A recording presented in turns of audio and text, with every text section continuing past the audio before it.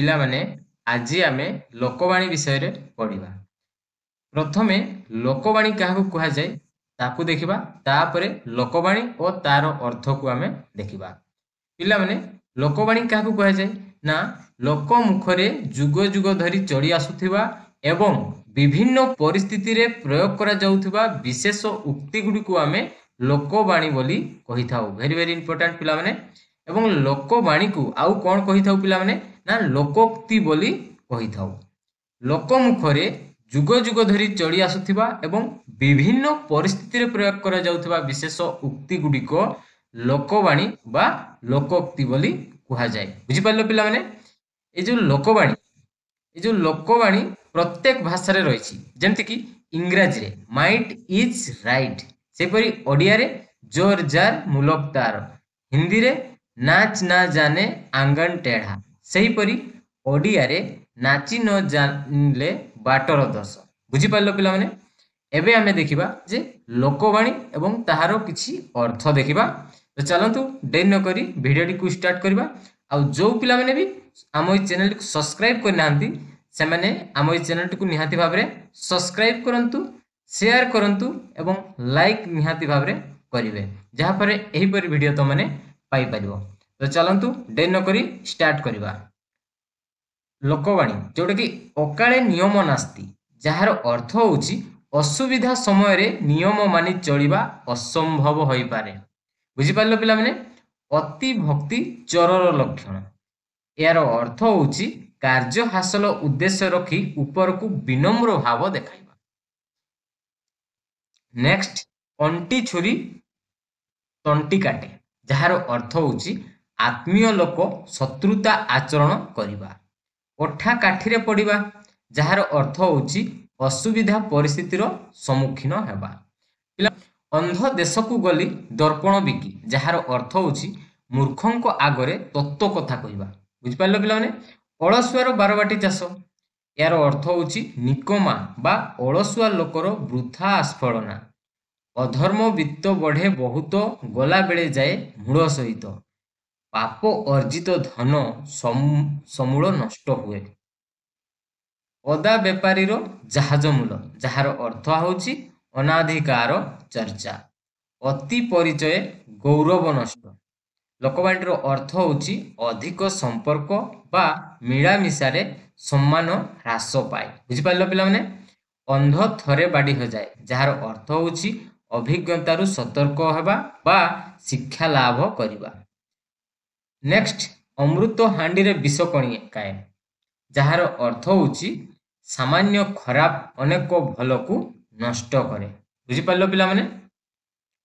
ଆଲୋ ସଖୀ ଆପଣା ମହତ ଆପେ ରଖି, ଲୋକବାଣୀର ଅର୍ଥ ହେଉଛି ନିଜ ସମ୍ମାନ ନିଜ ହାତରେ ଆଗତ ଚଢ଼େଇକି ବେସର ବଟା, ଯାହାର ଅର୍ଥ ହେଉଛି ହାତକୁ ଜିନିଷ ଆସିବା ପୂର୍ବରୁ ଉପଯୋଗ ପାଇଁ ପ୍ରସ୍ତୁତି। ବୁଝିପାରିଲ? ଆଲ୍ଲା ଦିଅନ୍ତି ତ ଛପର ଫାଡ଼ି ଦିଅନ୍ତି, ଲୋକବାଣୀର ଅର୍ଥ ହେଉଛି ଈଶ୍ୱର ଦୟା କଲେ ଆଶାତୀତ ଫଳ ମିଳେ। ଆକାଶ କଇଁଆ ଚିଲିକା ମାଛ, ଯାହାର ଅର୍ଥ ହେଉଛି ଅସମ୍ଭବ କଳ୍ପନା କରିବା। ଆପଣା ଶିଙ୍ଗରେ ଭୁଇଁ ତାଡ଼ିବା, ଯାହାର ଅର୍ଥ ହେଉଛି ନିଜେ ସମର୍ଥ ହେବା, ନିଜ ଗୋଡ଼ରେ ଯେଉଁଟାକି ଛିଡ଼ା ହେବା।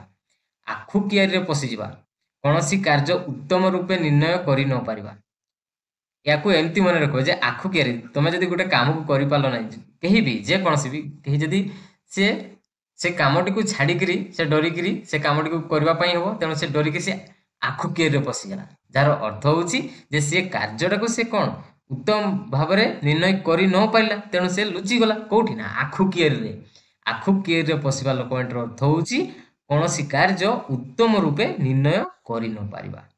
ଉଡ଼ିଗଲା ଚଢ଼େଇର ପର ଗଣିବା, କେହି ଉଡ଼ିଗଲା ଚଢ଼େଇର ପର ଗଣି ପାରିବ ନା, କେବଳ ସିଏ ହିଁ ପାରିବ। କିଏ ନା ଯିଏ ଅତି ବୁଦ୍ଧିଆ ହୋଇଥିବ, ସିଏ ହିଁ ଉଡ଼ିଗଲା ଚଢ଼େଇର ପର ଗଣି ପାରିବ। ବୁଝିପାରିଲ ପିଲାମାନେ?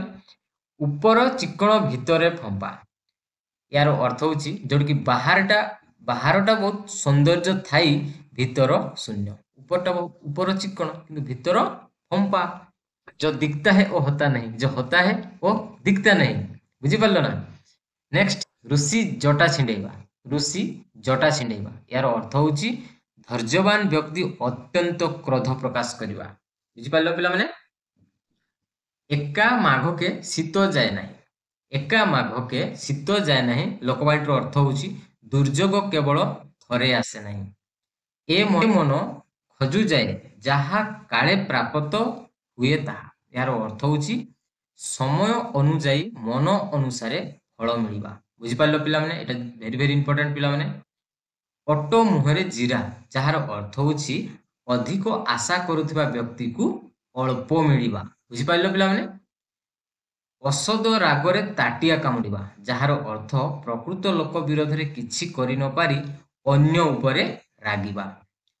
କଷ୍ଟ କଲେ କୃଷ୍ଣ ମିଳେ, ଲୋକବାଣୀର ଅର୍ଥ ହଉଛି ସବୁ ସିଦ୍ଧିର ମୂଳ ହିଁ କଠିନ ପରିଶ୍ରମ ବା ସାଧନା ହିଁ ସିଦ୍ଧିର ଜନକ। ଏହାର ଦିଟା ଅର୍ଥ ରହୁଛି ପିଲାମାନେ, ଦିଟା ଯାକ ମନେ ରଖିବା ପାଇଁ ପଡିବ, ତେଣୁ ଏଇଟା ଭେରି ଭେରି ଇମ୍ପୋର୍ଟାଣ୍ଟ। କଷ୍ଟ କଲେ କୃଷ୍ଣ ମିଳେ, ଯାହାର ଅର୍ଥ ହଉଛି ସବୁ ସିଦ୍ଧିର ମୂଳ ହିଁ କଠିନ ପରିଶ୍ରମ ବା ସାଧନା ହିଁ ସିଦ୍ଧିର ଜନକ। ବୁଝିପାରିଲ?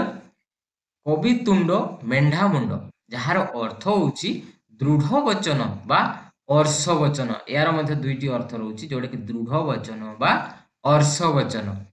କଂସାରୀ ଘର ପାରାକୁ କୁଲା ଢାଉଁ ଢାଉଁ, ଯାହାର ଅର୍ଥ ହଉଛି ପ୍ରତିକୂଳରେ ଅଭ୍ୟସ୍ତ ବ୍ୟକ୍ତିକୁ ସାମାନ୍ୟ ଭୟ ଦେଖାଇବା। ନେକ୍ସଟ, କଙ୍କଡାକୁ ଗଳିଆ ପାଣି ସୁହାଏ, ଏହାର ଅର୍ଥ ହଉଛି ଅସାଧୁ ଲୋକ ପାଇଁ ଗୋଳମାଳିଆ ପରିସ୍ଥିତି ସହାୟକ ହୁଏ। କାହାର ପୁଷ ମାସ, କାହାର ପୁଷ ମାସ କାହାର ସର୍ବନାଶ, ଏହାର ଅର୍ଥ ହଉଛି ଜଣକର ଲାଭ ବେଳେ ଅନ୍ୟ ଜଣକର କ୍ଷତି। ବୁଝିପାରିଲ ପିଲାମାନେ? କୂପମଣ୍ଡୁକ, ଯାହାର ଅର୍ଥ ହଉଛି ସଂକୁଚିତ ପରିବେଶରେ ବଢିଥିବା ବ୍ୟକ୍ତି। ସଂକୁଚିତ ପରିବେଶରେ ବଢିଥିବା ବ୍ୟକ୍ତି। ପିଲାମାନେ ଗୋଟେ ଛୋଟ ରିକ୍ୱେଷ୍ଟ, ଆଶା କରୁଛି ଭିଡ଼ିଓଟି ତୁମମାନଙ୍କୁ ଭଲ ଲାଗୁଥିବ। ଆଉ ଯୋଉ ପିଲାମାନେ ବି ଆମ ଚ୍ୟାନେଲକୁ ସବସ୍କ୍ରାଇବ କରିନାହାନ୍ତି, ଏହିପରି ଭିଡ଼ିଓ ପାଇବା ପାଇଁ ଆମ ଚ୍ୟାନେଲଟିକୁ ନିହାତି ଭାବରେ ସବସ୍କ୍ରାଇବ କରନ୍ତୁ, ଲାଇକ୍ କରନ୍ତୁ ଏବଂ ସେୟାର କରନ୍ତୁ। ନେକ୍ସଟ ଲୋକବାଣୀ ଆମେ ଦେଖିବା ଏବେ। ଗାଈ ଗୋବର, କେଉଁ ଗାଈର ଗୋବର, କେଉଁ ଗାଈର ଗୋବର, ଯାହାର ଅର୍ଥ ହଉଛି ସାମାନ୍ୟ ବା ତୁଚ୍ଛ। ବୁଝିପାରିଲ? କପେ ବର ନହେଲେ ତପେ ବର, ଯାହାର ଅର୍ଥ ହଉଛି ଯେ କୌଣସି ଉପାୟରେ କାର୍ଯ୍ୟ ହାସଲ କରିବା। ନେକ୍ସଟ, କୌରବଙ୍କ ଖାଇ ପାଣ୍ଡବଙ୍କର ଗାଇ, ଏହାର ଅର୍ଥ କଣ ନା ଜଣଙ୍କର ଖାଇବ ଆଉ ଜଣଙ୍କର ଗାଇବ। ଏହାର ଅର୍ଥ ହଉଛି ଜଣଙ୍କ ଠାରୁ ସାହାଯ୍ୟ ପାଇବା ଓ କୃତଘ୍ନ ଭାବେ ଅନ୍ୟର କାମ କରିବା। ଜଣକାଠୁ ସାହାଯ୍ୟ ନେବ କିନ୍ତୁ କାମ କରିବ ଆଉ ଜଣଙ୍କର। ଏହାର ଲୋକବାଣୀଟି ହଉଛି କୌରବଙ୍କ ଖାଇ ପାଣ୍ଡବଙ୍କ ଗାଇ। ଖଜୁରୀ ଗଛର କି ଗୁଣ ଗାଇବି, ଖଜୁରୀ ଗଛର କି ଗୁଣ ଗାଇବି, ଲୋକବାଣୀଟିର ଅର୍ଥ ହଉଛି କୌଣସି ଖରାପ ଲୋକର ପ୍ରତିଟି କର୍ମ ମୂଳରୁ ଖରାପ। କୌଣସି ଖରାପ ଲୋକର ପ୍ରତିଟି କର୍ମ ମୂଳରୁ ଖରାପ। ଖଣ୍ଡା ଧାରରେ ଚାଲିବା, ଖଣ୍ଡା ଧାରରେ ଚାଲିବା, ଲୋକବାଣୀଟିର ଅର୍ଥ ହଉଛି ଖୁବ୍ ସତର୍କତା ସହିତ ନିୟମ ମାନି କାମ କରିବା। ବୁଝିପାରିଲ ପିଲାମାନେ? ଖଳ ପର୍ବତ ମାରମୂଷା, ଲୋକବାଣୀଟିର ଅର୍ଥ ହଉଛି ସାମାନ୍ୟ କାମ ପାଇଁ ବହୁ ପରିଶ୍ରମ ଓ ଚେଷ୍ଟା। ଗାଁ କଣିଆ ସିଂଘାଣି ନାକି, ଯାହାର ଅର୍ଥ ହଉଛି ଯେକୌଣସି ଲୋକ ନିଜ ଅଞ୍ଚଳରେ ସମ୍ମାନ ନ ପାଇବା। ଗୁଣ ଚିହ୍ନେ ଗୁଣିଆ, ସୁନା ଚିହ୍ନେ ବଣିଆ, ଲୋକବାଣୀଟିର ଅର୍ଥ ହଉଛି ଗୁଣୀ ଗୁଣର ଆଦର କରେ। ବୁଝିପାରିଲ? ଘର ଦିଅ ନ ପୂଜି ପର ଦିଅ ପୂଜିବା, ଯାହାର ଅର୍ଥ ହଉଛି ନିଜ ସଂସ୍କୃତିକୁ ଅବହେଳା କରି ଅନ୍ୟ ସଂସ୍କୃତିକୁ ଅନୁସରଣ କରିବା। ଘୁଷୁରିକି ପାଚିଲା କଦଳୀ, ଏହାର ଅର୍ଥ ହଉଛି ଇତର ବା ଅଯୋଗ୍ୟ ବ୍ୟକ୍ତି ପାଇଁ ଉନ୍ନତ ପରିଚର୍ଯ୍ୟ। ବୁଝିପାରିଲ ପିଲାମାନେ? ନେକ୍ସଟ ଲୋକବାଣୀଟି ଦେଖିବା, ଯୋଉଟା କି ଘୋଡ଼ା 6 ଟଙ୍କାକୁ ଦାନା 9 ଟଙ୍କା, ଏହାର ଅର୍ଥ ହଉଛି କୌଣସି ଜିନିଷର ରକ୍ଷଣାବେକ୍ଷଣ ଖର୍ଚ୍ଚ ଜିନିଷର ମୂଲ୍ୟ ଠାରୁ ଅଧିକ ହବ। କୌଣସି ଜିନିଷର ତାର ରକ୍ଷଣାବେକ୍ଷଣ ଖର୍ଚ୍ଚ, ଯୋଉ ରକ୍ଷଣାବେକ୍ଷଣ ଖର୍ଚ୍ଚ ରହିଛି, ଯେମିତିକି ଗୋଟେ ଗାଈ ରଖିଛ, ତାକୁ ଖାଦ୍ୟ ଦେବା ପାଇଁ ଯୋଉ ଖାଦ୍ୟ ଯୋଉ ଦିଆ ହଉଛି, ତାର ଯଦି ଗାଈ ଯେତିକି କ୍ଷୀର ଦଉଛି ତା ପାଖରୁ ଯଦି ତାକୁ ଯୋଉ ଆମେ ଖାଇବା ପାଇଁ ଦଉଛୁ ସେଇଟା ଅଧିକା ହେଇଯାଉଛି, ସେଇ ଜିନିଷଟା ହଉଛି ଆମର ଘୋଡ଼ା 6 ଟଙ୍କାକୁ ଦାନା 9 ଟଙ୍କା। ଯେମିତିକି କୌଣସି ଜିନିଷର ରକ୍ଷଣାବେକ୍ଷଣ ଖର୍ଚ୍ଚ ଜିନିଷର ମୂଲ୍ୟ ଠାରୁ ଅଧିକ ହେବା। ଚାଷ ତରତର ବଣିଜ ମଠ, ଯାହାର ଅର୍ଥ ହେଉଛି ନିର୍ଦ୍ଦିଷ୍ଟ କାର୍ଯ୍ୟକୁ ନିର୍ଦ୍ଦିଷ୍ଟ ସମୟରେ ସମ୍ପାଦନ କରିବା। ବୁଝିପାରିଲ ପିଲାମାନେ? ଚୋର ମନ ଚୋର ଗଣ୍ଠିଲିରେ, ଯାହାର ଅର୍ଥ ହେଉଛି ଚୋର ସର୍ବଦା ଚୋରି କରିବା ଦ୍ରବ୍ୟ ଧରା ପଡ଼ିଯିବା ଭୟରେ ଶଙ୍କିତ ଥାଏ। ଛୋଟ ସାପର ବିଷ ଟାଣ, ଭେରି ଭେରି ଇମ୍ପୋର୍ଟାଣ୍ଟ ପିଲାମାନେ। ଛୋଟ ସାପର ବିଷ ଟାଣ, ଆଉ ଗୋଟେ ରହୁଛି ଛୋଟ ସାପର ବଡ଼ ବିଷ। ଡିଫରେନ୍ସ କ'ଣ ରହୁଛି ନା ବିଷ ଟାଣ ଆଉ ବଡ଼ ବିଷ। ତେଣୁ ଭେରି ଭେରି ଇମ୍ପୋର୍ଟାଣ୍ଟ ଏଇଟା ରହୁଛି, ଯୋଉଟାକି ବିଷ ଟାଣ, ଛୋଟ ସାପର ବିଷ ଟାଣ, ଏହାର ଅର୍ଥ ହେଉଛି ଛୋଟ ବୋଲି ହେୟ ମନେ ନ କରିବା। କିନ୍ତୁ ଛୋଟ ସାପର ବଡ଼ ବିଷ, ଯୋଉଟାକି ବଡ଼, ଏହାର ଅର୍ଥ ହେଉଛି କ୍ଷୁଦ୍ର ମଧ୍ୟରେ ଭୟଙ୍କରତା, କ୍ଷୁଦ୍ର ମଧ୍ୟରେ ଭୟଙ୍କରତା। ବଡ଼ ବିଷ ମାନେ ଏଟା କ'ଣ ନା ଭୟ, ଭୟକୁ ବୁଝାଉଛି। ବଡ଼ ବିଷ କହିଲେ କ'ଣ, ବିଷାକ୍ତ କହିଲେ ଆମେ କ'ଣ କ'ଣ ବୁଝୁଛୁ ନା ଆମକୁ ଟିକେ ଭୟ ଲାଗୁଛି, ହଁ କି ନାହିଁ? ତ ସେଇପରି ତମେ ଏଟାକୁ ମନେ ରଖିପାରିବ, ବଡ଼ ବିଷ ଯୋଉଟାକି ଭୟ, ତେଣୁ ଛୋଟ, ଛୋଟ ମଧ୍ୟରେ ଭୟ, ଏଇଭଳିଆ ତମେ ଏଇଟାକୁ ମନେ ରଖିପାରିବ।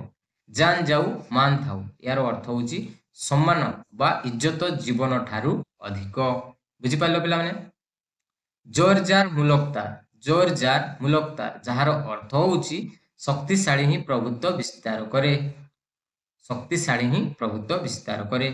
ଟେକା ହାତରୁ ଖସିଲେ ଅଣବାହୁଡ଼ା, ପିଲାମାନେ ଯଦି ଆମର ହାତରୁ ଗୋଟେ ଟେକା ଖସିଗଲା, ସେଟାକୁ ତୁମେ ବାହୁଡ଼େଇ ପାରିବ ବା ଆଣିପାରିବ ଆଉ ଥରେ? ସେ ହାତକୁ ଆଣି ହବନି, ସେଟା ପଡ଼ିଯିବ। ଏହାର ଅର୍ଥ ହେଉଛି ଥରେ ଭୁଲ ହୋଇଗଲେ ତାକୁ ସୁଧାରି ହୁଏ ନାହିଁ। ପିଲାମାନେ ଯଦି ତମେ କାହାକୁ ଗୋଟିଏ କଥା ଗୋଟେ କହିଦେଲ, ଯେମିତିକି ତାକୁ ବାଧିଲା, କିନ୍ତୁ ସେଇଟା ତମେ ଆଉ ଫେରେଇ ଆଣିପାରିବ କି? ସେ ଶୁଣି ସାରିଛି, କ୍ଷମା ମାଗିପାରିବ, କିନ୍ତୁ ତମେ ସେଟାକୁ ଫେରେଇ ଆଣିପାରିବ ନାହିଁ। ଯଦି ତମେ ଧନୁ, ଯୋଉ ଆମ ଧନୁ ସ୍ୱରରେ ଯଦି ଧନୁଟାକୁ ଆମେ ଛାଡ଼ିଦେବା, ସେଟାକୁ ଆମେ ବାହୁଡ଼େଇ ପାରିବା କି? ପାରିବାନି।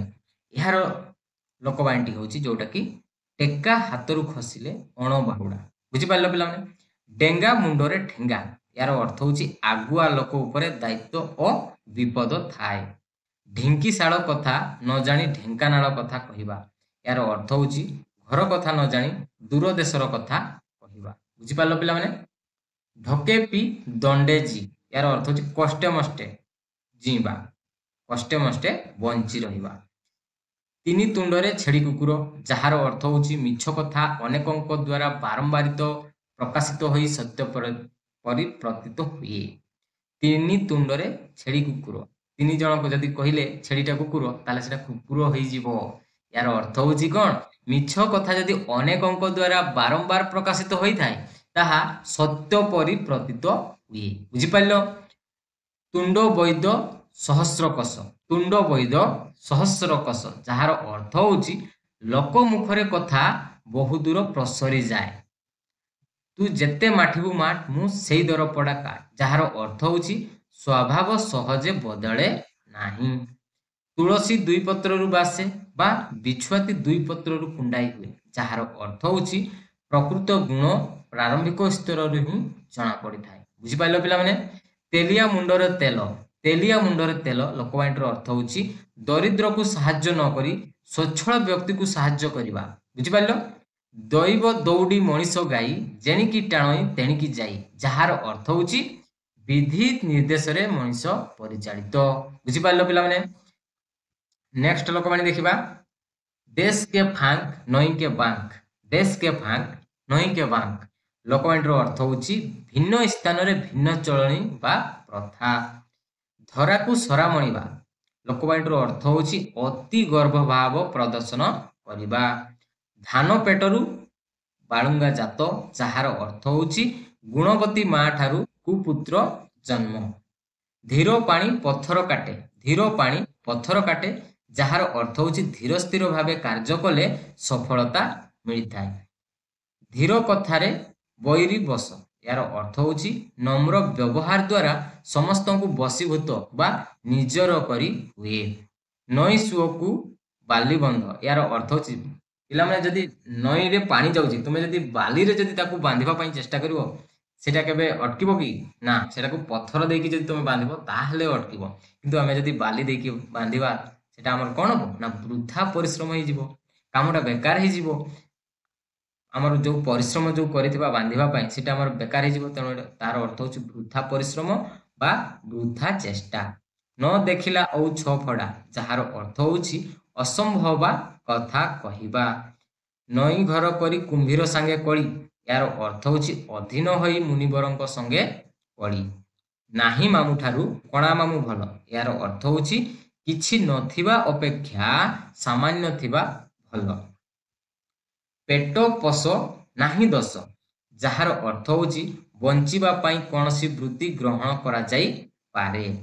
पाप धन प्रायश्चित रे जाए लोकबाणीर अर्थ होची अन्याय उपरे अर्जित धन अजथारे नष्ट हुए। बुझी पाइलो पिला माने। पथिगत विद्या पर हस्त धन यार अर्थ होची निजे न जानिथिबा विद्या बा निज पाखरे न थाई अन्य पाखरे थिबा धन आवश्यक बेले कार्य रे आसी न थाए। बुझी पाइलो पिला माने। फूल जोगु गभा पंडित जोगु सभा यार अर्थ होची उभय स्वभावर्धक। बसिबा ठारू कासिबा भल लोकबाणीर अर्थ होची सबु बेले किछि ना किछि कार्य लागि रहिबा उचित। बसी खाइले नई बाली सारे बसी खाइले नई बाली सारे जहार अर्थ होची आलस्य सर्वनाश करे। बतई देला बुद्धि मागी आनिला तियण जहार अर्थ होची उभय क्षणस्थायी। बकर बेक बढ़िले मीनर विपत्ति पिला माने जदी बेकर बेकटा लंबा ही जीवो से इजिली माछ धरि परिबो तो विपदटा कहार हे जाउची मीनर होउची। यार अर्थ होची जे शत्रुर सुविधा विपदर कारण। मीनर शत्रु की बग बग मीन को धरि थाई। मीनर जदी सुविधा सॉरी बकर जदी सुविधा हला बेकटा लंबा ही गला यार अर्थ होची कोन बकर माछ धरिबा सुविधा ही गला बेकटा लंबी थिबा जोगु। आ विपद कहार हला ना मीनर तेणु शत्रुर सुविधा विपदर कारण होई थाए। ओके ब्रह्मा बिड़बिड़ेले वेद यार अर्थ होची पंडित लोकर जे कोनसी कार्य को महत्वपूर्ण बोली धरि नेबा। बुझी पाइलो पिला माने। बाहा सरिले बेदी मुह पड़ा बाहा सरिले बेदी मुह पड़ा जहार अर्थ होची स्वार्थ साधना परे आग्रह कमी जिबा। मानिले ठाकुर न मानिले पत्थर जहार अर्थ होची निजर दृष्टिकोण अनुसारे मान्यता देबा बा अथवा न देबा। যত্ন কলে রত্ন মিলে যাହାର অর্থ হচ্ছে অধ্যবসায় সফলতার চাবিকাঠি। বুঝিপার পিলাମାନେ। যেমিতি ঠাকুরকু সেমিতি পূজা বালি গরডাকু চাউল ভজা লোকবাণীর অর্থ হচ্ছে গুণ ঘেনি আদর। জেসাকু তেইসা यार अर्थ होची जे जेपरि व्यवहार देखैब ता पाई अनुरूप व्यवहार। जे देशे जाई सेफल खाई लोकबाणीर अर्थ होची सबु स्थान रे परिस्थिति सहित खाप खुआई चलिबा। लुचिछि ना गोड़ दुईटा दिसुछि जहार अर्थ होची जेते घड़ाइले भी दोष धरा पड़े। शैला पुअर भाग नाही यार अर्थ होची कर्मकुंठ लोक जीवन रे हारी जाए। सभारे हांडी भांगिबा यार अर्थ होची गुप्त कथा प्रकट करिबा। बुझी पाइलो पिला माने। आशा करछि वीडियोटी तुमनको भल लागिथिबो। आउ जो पिला माने भी सब्सक्राइब करि नाहंती पिला माने तमने टिके निहाती भाबरे सब्सक्राइब करि दियो रे। आउ लाइक निहाती भाबरे करिवो एवं सब्सक्राइब आउ शेयर निहाती भाबरे करिवो। नेक्स्ट लोकवाणी देखिबा स्वर्ग को निशुणी नाही कि बड़ लोकंको उत्तर नाही जहार अर्थ होची धनी और प्रभावशाली लोक को अनेक कथा कही हुए नाही। नेक्स्ट सीधा आंगुली रे घिओ बाहरे नाही जहार अर्थ होची सबु काम सहजरे हुए नाही। हाथे मापी चाखंडे चाल जहार अर्थ होची सावधान होई काम करिबा। हलिला पानी रे गोड़ न देबा जहार अर्थ होची गंडगोल रे न पसिबा। हाथ अलसे निश बंगा जहार अर्थ होची अलसुआ दुख पाए। आशा करछि वीडियोटी तुमको भल लागिथिबो। आउ जो पिला माने भी आम ए चैनल को लाइक करि नांती शेयर करि नांती एवं सब्सक्राइब करि नांती से माने आम ए चैनल को निहाती भाबरे सब्सक्राइब करिवे लाइक करिवे एवं शेयर करिवे जहा पर एही परि वीडियो तो माने पाई परिबो। आशा करछि वीडियोटी तुमको भल लागिथिबो। धन्यवाद।